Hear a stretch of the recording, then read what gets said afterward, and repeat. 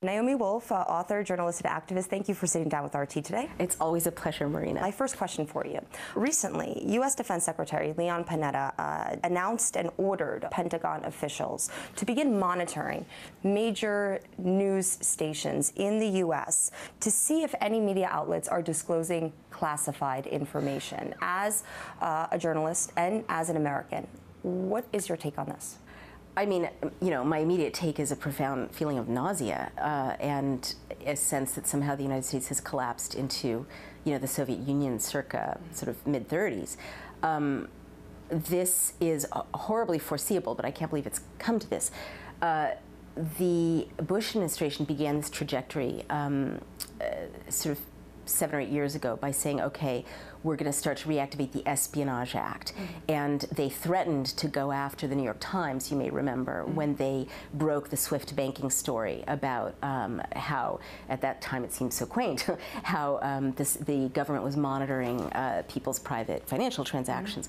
But what's so dangerous, what I've been warning people about for years, is that journalists' job is to publish classified information. Journalists, like, first of all, this is a White House, now 2 White Houses, Obama's and Bush's, which is systematically overclassifying everything, especially wrongdoing, especially anything related to what whistleblowers want to release, especially you know, torture that they've engaged in, methods of torture, fraud, corruption. They're classifying it.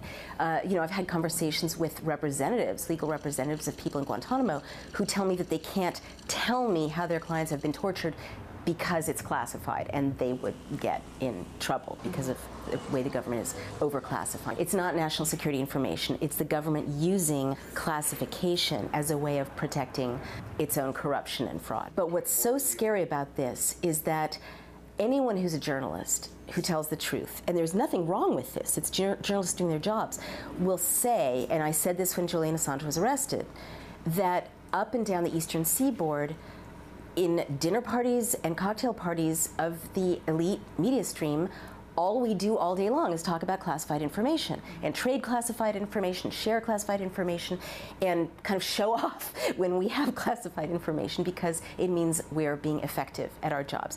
That's not the same as leaking it. I do agree that someone who actually leaks classified information knows that they're breaking a law.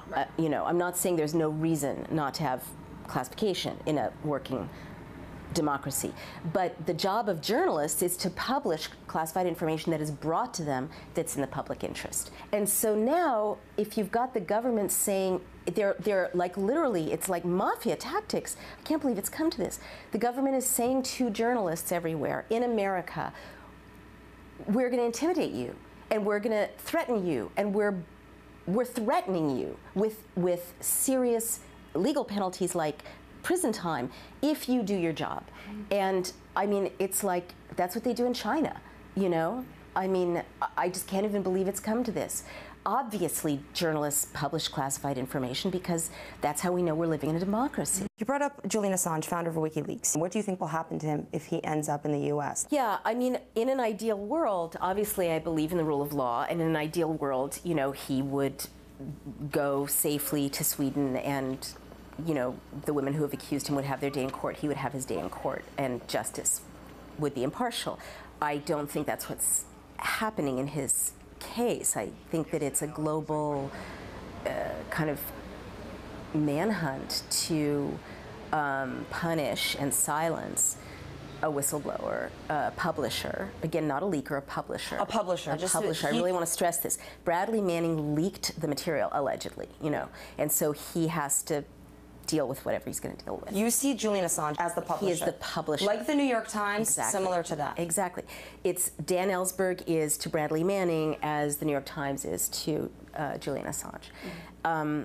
And so I think that there's no way that he can have an impartial trial in Sweden, but quite apart from that, I'm very concerned that there's sort of meta-national pressure on Britain and on Sweden by the U.S., and there's some evidence of this. Andrew Krieg, who's a really good investigative citizen journalist, has documented a lot of this evidence that demonstrates that the intent is to extradite Assange to the U.S. and then have him be the highest profile, journalist in Guantanamo. And, where do you go from there? People have been there for 10 years without charge or trial. And I think that that's not just to silence him. Again, I think it's also to send a message to anyone else who might leak, compromising or embarrassing or problematic material about the United States government. Earlier this year, you threw your support behind a class action lawsuit filed against U.S. President Barack Obama and his defense secretary over the National Defense Authorization Act. When you were reporting about that bill, you said it, quote, included powers that could bring the authorities of Guantanamo to America's courthouses, streets, and backyards. In May, a judge suspended Section 1021 of the NDAA. You were actually in the courthouse. It's quite amazing, and this judge more than anyone. The National Defense Authorization Act is an absolutely terrifying piece of legislation. So Section 1021 was the section that explicitly said this gives the president the power to round up anyone without charge or trial and hold them forever. Chris Hedges, a very brave journalist, brought this forward, as well as many activists, including an Occupy activist from London. And the president's lawyers were in the court, and I was there listening to this, and to my shame, there were like 1.5 reporters in the room, none of them from major U.S. news outlets. Well, the most important thing ever to have happened to that point was happening. And the government's lawyers basically confirmed that Chris Hedges could be detained forever for reporting on the Taliban or reporting on people who could be classified as enemy combatants. They confirmed that that was indeed the case. Or if someone wrote a book about enemy combatants that in any way was sympathetic to the point of view that, the U.S. had too much power in, this part of the world, or, crazy examples of sweeping powers to detain American citizens and to criminalize dissent, criminalize journalism. And so this very brave judge listened to the evidence, which wasn't hard to miss because it was so confirmed by these lawyers that that's what this would do. And she suspended that part of it and so saved, the Constitution where the Due Process Clause is, which guarantees everyone in America the right to a trial. I still can't understand why this story, specifically the NDAA, has not been a bigger story in mainstream media in the U.S. This was a huge issue. Huge.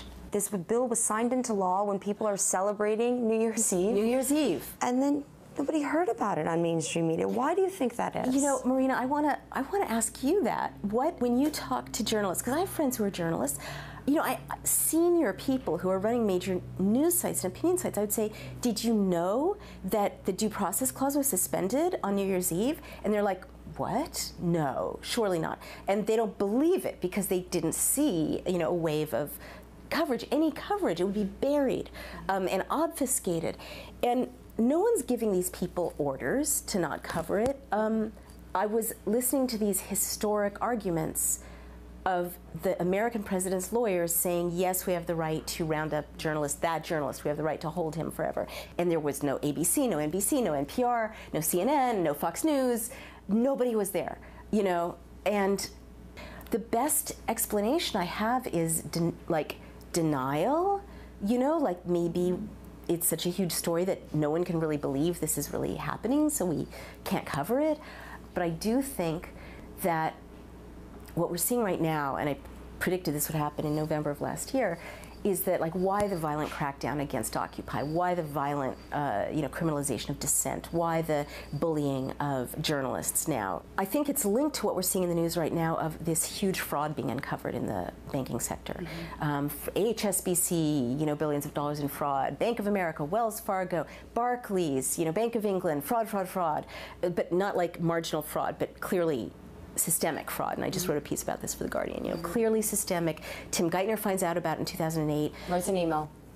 Writes an email, doesn't leak the news, doesn't call a press conference, and then, becomes Treasury Secretary. So it's clear that, there's a small group of guys and girls who are in on massive fraud. And So the Occupy movement, journalists, threaten to uncover a lot of crimes if the books are ever opened. And in an email world, in an electronic world, these crimes are forever. They last forever. So that now is my working theory about why we're seeing such sudden, violent crackdown on reporting, on dissent, on whistleblowers, that otherwise a lot of people would go to jail for the crimes that they've been committing.